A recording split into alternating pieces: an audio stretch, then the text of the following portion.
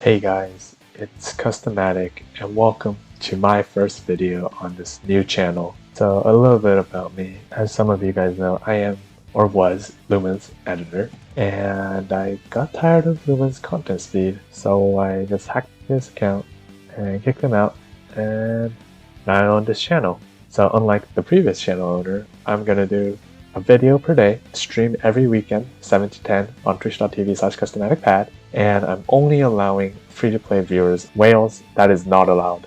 Get out. As a disclaimer, as a free-to-play player, I don't have the most perfect box, nor is my puzzling the best. Don't expect much out of this video. It's just a video I want to make for fun. And also, as I go over the team, you will notice that I won't mention too many replacements, mostly because I'm not as knowledgeable as Lumen in regards to pad, and also I probably don't have a card if you're asking why I didn't use it. That's just the struggles of being a free-to-play player, but it's whatever. I made do with what I had, and it worked out. So last disclaimer is that you'll notice that my first half of Hexazion is just gone. I don't know why. Like, it's not even corrupted, it's just the file just disappeared. I don't really feel like re-recording, so you guys are gonna have to make do with that. First off, we got Nautilus, the superb green row lead as of now in NA. I put double SDR and double God Killer, which is what Lumen went with, and I honestly don't think the God Killers are necessary ever since he got his Awakenings buff, where a row and a VDP was replaced by 7 Cs, so he has more personal damage, and also the combo orb buff really helps with damage as well. So he's just a really tanky, consistent lead. As you guys probably know, his active generates green and heal, and gives that gemstone spike with green rows. Now I put Zillahat, which gives Nautilus the Unbindable, the 4 extra green rows, and the combo orb, which are an amazing package of awakenings for Nautilus. Zillahat and Nautilus really just go hand in hand. Obviously you could replace this with another Unbindable equip, but I'd say Zillahat is one of the best, if not the best, equip for Nautilus, at least in SR3. Alright, moving on, we have Kintaro from Prince of Tennis collab. He's got 4 skill boosts, a 7C, 10C, and VDP, plus that double cat Lathan to be my damage stick. I chose his Poison Super Awakening mostly because I didn't really need his extra VDP Awakening, and the tape res is kinda useless in SR3. When I was team building, he was the first sub I chose, mostly because I wanted to go for that quad cap potential with his rotating 20x active, but in reality I didn't really get to use his active at all. I was only using him as a 2-turn inherit holder, so in retrospect I personally would not use him. The only utility aspect is that he has 4 skill boosts and a super poison res, but that's kinda all. Like, yes, he does consistently double cap, yes, he's a solid damage card, but that's kind of all he has. So if you got poison covered, this is fully replaceable by anything that does half decent damage. Moving on to his equip, I put Saxifrage Keepsake, which is Sekka's equip from Startwine Fairies. And again, I only use one aspect of this equip, and it's for the active, the Unbindable, Poison Res, Healer Killers. The Awakenings weren't that useful, but its active is so excellent, which is why I chose this. On a 14-turn cooldown, I get a 3-turn 75% shield, and a turn of recovery and time reset, which is amazing, especially in SR3, because I do need the recovery and time debuff cleansing on floor 2 golems, then I need it on floor 8, where I potentially get Parvati, who gives me a 0% recovery debuff, or I might even use it on Minerva when I get dangerously close to her execute HP. I can save it until floor 12 when I get Fenrir Viz's recovery debuff, and if Kukan's not up, I can use this shield aspect for Hexazion's less than 50% moveset. I also might just use it on floors when I know I don't need the debuff cleansing, but I can utilize its shield aspect, and that's really nice to have just as a backup plan if I don't have like enough orbs to activate Nautilus's lead shield, or I am getting dangerously close to an execute HP threshold. It's just a great equip overall. I do wish I could have used every aspect of it, but it is what it is. Moving on, we have Kukan, my red shield sub. He has 4 skill boosts, super blind res, and a bind res super awakening, plus the 2 SDR, because I do need the Fujin equip active on floor 5. You might be thinking, what's up with the 4 empty latents? And honestly, I didn't have anything else to put there. Like, I guess I could have put stats or killers, but I feel like stats are kind of negligible, and killers I don't really need it because Kukan caps anyways without the killers, so I don't know, I just left it blank. And the same went for Allatu. The devil killers are nice, I guess, and it guarantees that I cap, but don't really need it. Places where they are useful are on floor 11, Grimoire or Elm, floor 12, Fenrir Viz, and floor 13, Gorfake or Chaos. But in reality, it doesn't really make a huge difference. Funnily enough, I was using Shizumaru instead of Kukan for the red blind res sub with lots of skill boosts, and I did clear SR3 like 2 times with him. But 1, I didn't see Shizumaru capping as much as Allatu did, and 2, having a 75% shield on 6-turn cooldown turned out to be much better than Shizumaru, who generates a lot of blue and red, which are very useless for me. Kukan Shield active came in handy in emergency situations and for Hexazion's less than 50% HP moveset like Kintaro EQ. For his equip, I put Christmas Polones, which has a skill boost and 3 recovery awakenings. This is my Fusion 445 on the purple carbuncle. I may or may not have stolen the idea from Lumen's Mori Amon vid because it's such a powerful multi-turn Fusion equip. Yes, it does have that attack debuff, and yes, it does have that recovery debuff, but I can easily clear attack debuff with Nautilus is active, and I really don't care about the recovery debuff since the monsters on those floors don't hit as hard as the other bosses. I'll be getting more into it later, but recovery awakenings are essential to this team as this team inherently lacks recovery, and alongside Alynna and her equip, this is the only way I buff my recovery. So it's essential that I have this equip. You could also use Bottled Ipamia as the multi-turn Fusion plus recovery equip, but it doesn't have that skill boost, which depending on how you build your team may or may not be necessary.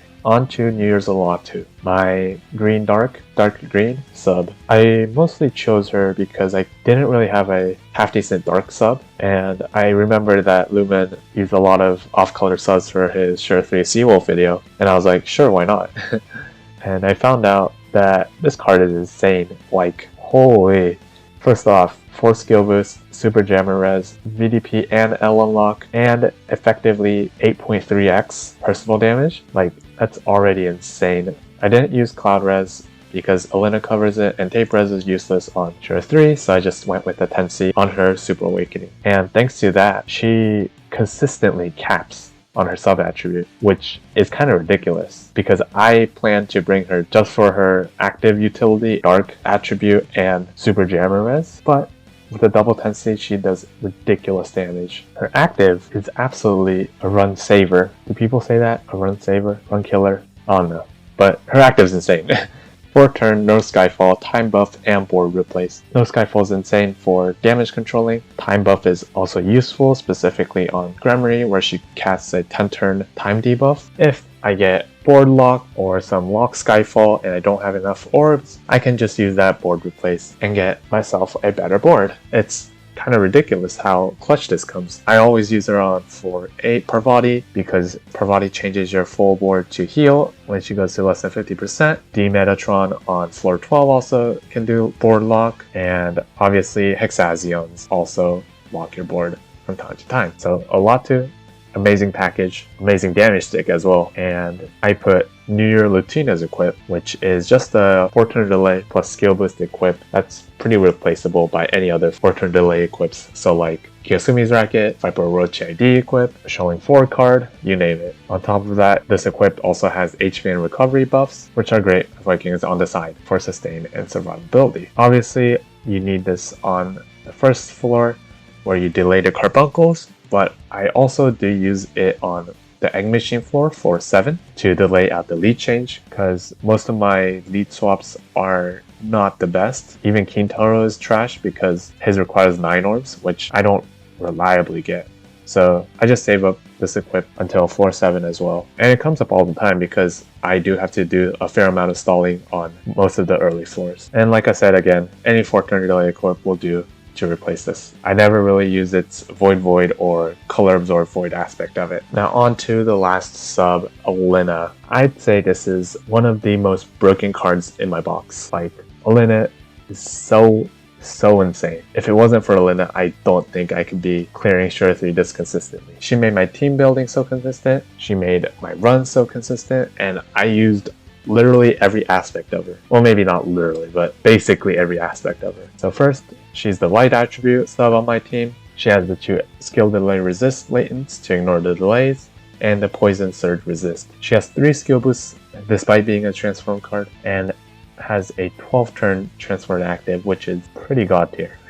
I'll get to both pre and post transform actives in a bit, but her awakenings post transform are also insane. She has Cloud Res, 2 heal TPAs, 4x personal damage, and VDP, which is packing every utility into this card. Like, the heal TPAs are very needed for this heal lacking team.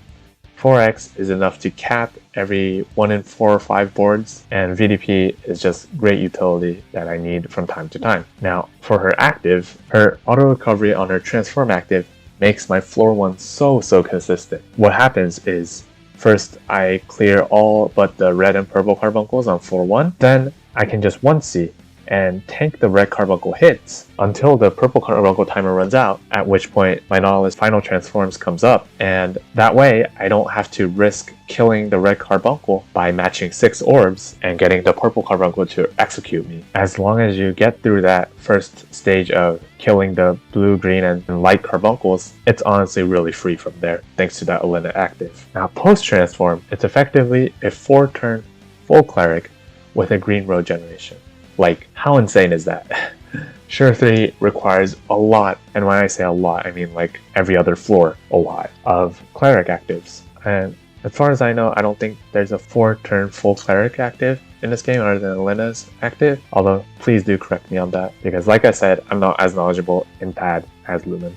On Alynna, I put Norn Verdandi equipped, purely used it for the awakenings, the 2 green rows, recovery, and HP. Again, the team lacks a lot of recovery, so this equip really bolsters it. The 2 green rows are just additional team-wide damage. Since all of this is optional, technically, this equip can be replaced by pretty much any other equip where the active doesn't matter, but the awakening does. So that's it for the team, and I just want to say again that this is definitely not the most optimized build. Like, just to name a few subs, there's Terrible Tornado, Christmas Manoa, Celica Academy Valeria, that are all great Nautilus subs, and I didn't use them because I couldn't use them. I didn't have them. And of course, the equips can also definitely be optimized. And to all the other free-to-play players that are listening, I just want to say that with enough time and effort, you guys can do this too, because I spent hours and hours trying to find the best equips and subs. I was looking through the dungeon guide, looking at how I would counter this, how I would counter that, actually going to the dungeon and experiencing how difficult this dungeon is. But with enough iterations of the team and good boss luck, I was able to find the team that works. And yes, I have been playing this game for 7 years, so I do have a decent amount of good cards, but just because you don't have the best cards doesn't mean you can't beat this dungeon. I hope that this gives you some hope attempting endgame dungeons. I also wanted to go over some bosses, a mini breakdown on some bosses for this team if you are running this team for whatever reason. Floor 10, Balden was just lots of chipping for its first red half and then one-shotting the latter dark half. Gremory on floor 11, I always get 5% HP remaining on her when I try to one-shot her. So control the first and then go all in on the second shot. Floor 12, Senri, same deal with Balden. Her red attribute is really annoying, so she's just a chip kill. And you also do need to save Allatu active for that full fireboard preempt. Floor 13, Albert is very annoying, personally, because he sometimes screws me over with Awoken Bind after Awoken Bind. The spinners are also very annoying, even though it does get reset later, especially if I do get Raphael on the next floor when I'm trying to one-shot Raphael, because my pulsing skill sucks, and spinners, I hate them. Floor 14, Gore Chaos. If you don't have Kukan's Inherit for the Color Void, nor Allatu equips a delay up in time, Gore Chaos is not a loss because he does have that green absorb. But otherwise, I didn't have much problems. Exazion was kind of tough because I wasn't recovering as much as he dealt damage, but wasn't that big of a deal. Overall, I'd say that this is a pretty consistent budget ? Team because team does a decent amount of damage, more than you expect, thanks to the Nautilus buffs and all the damage awakenings that got power crept since SR3 came out. Nautilus caps pretty consistently, Kintaro double caps consistently, Allatu, as I said, also caps consistently, usually every other board. And again, the only trouble is the recovery, because despite the recovery awakenings on the equips in Alynna, still not enough compared to its HP. Also, you may notice that I don't have a recovery buff active, and that may screw you over, so be careful of that. And lastly, my go-to board is what you see all the time on the video on the left, a row plus 4 green, and then making TPA columns in the center 5x4 board. I just always start with making the green row and then go with making 4 column orbs with the other colors. And once you get the hang of it, it's not that hard to do. I did it, I was able to do it, so you guys should be able to do it. But yeah, that's all I gotta say about this team and the video. Hope you guys enjoyed. If you're still here, thank you so much for listening all the way through. It was quite an experience to go through what Lumen has to do when I demand him of endgame videos, but it was definitely fun. What am I saying? Obviously I'm doing this again tomorrow. Thank you guys so much for sticking around. I hope you have a wonderful day. I'll see you in the next one, hopefully. Good luck and have fun.